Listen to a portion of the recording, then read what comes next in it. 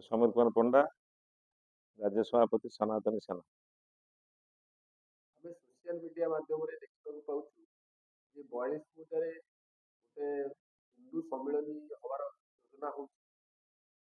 କଣ ପାଇଁ ଆଉ କେବେ ହବ? यह आमर जनवरी 12 तारीख माँ भुआसुनी निकट में हम एवं 18 तारीख आप कदमेश्वर महादेव कलपड़ा पंचायत हम। ହିନ୍ଦୁ ସମ୍ମିଳନୀ କରିବାର ଉଦ୍ଦେଶ୍ୟ କଣ? यह पूर्व आमर पुत्र रूपी हिंदू समाज भाग भाग होता जहाद्वारा कि विदेशी शत्रु माने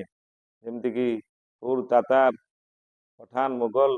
इंग्रेज फरासी एम सब पशि आम को आक्रांत करते आम को शासित करते आमको गुलाम कर रखी जहाद्वारा कि आम मैंने खंड विखंड हो जाइलु। तेणुक आम मानू एवं एकजुट ही अखंड भारत परम भव्य हिंदू राष्ट्र निमंते आम एकजुट हवा पड़ो। आम से सनातनी लोक मानू एकजुट कर सम्मिलन कर ସନାତନୀ ହିନ୍ଦୁ ସମ୍ମିଳନୀ ଗୋଟେ ନିର୍ଦ୍ଦିଷ୍ଟ ଦିନରେ ୱାର୍କିଂ ଡେ ରେ ଆମେ 12 ତାରିଖ आम हिंदू सम्मिलन जनवरी मास 12 तारीख एवं जनवरी मास 18 तारीख दुई स्थान करने आम व्यवस्था कर 18 तारीख तो रविवार अच्छी ठीक अच्छे छुट्टी दिन किंतु जनवरी 12 तारीख ये सोमवार अच्छी जनवरी 12 तारीख रे हिंदू सम्मेलन करिवार गोटे उद्देश्य आमर उद्देश्य हूँ आमर यह हूँ युव दिवस भारतीय युव दिवस एवं स्वामी विवेकानंद जन्म दिवस उपलक्षे आपको आम से दिन स्थिर कलु जेहेतु से जन सनातनी एवं विश्व दरबार आम सनातन धर्म को लेकिन प्रचार प्रसार करते जन्म दिवस को आम बाछिलु जे से दिन आम सनातन सम्मेलन कर समस्त हिंदू समाज को यही वार्ता मोर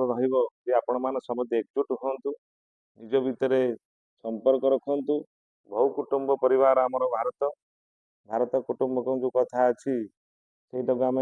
लक्ष्य रखी आम समस्त एकजुट रहा निज विषय निज निजर सबकि भल मंदर आम निज निजक सजग रखा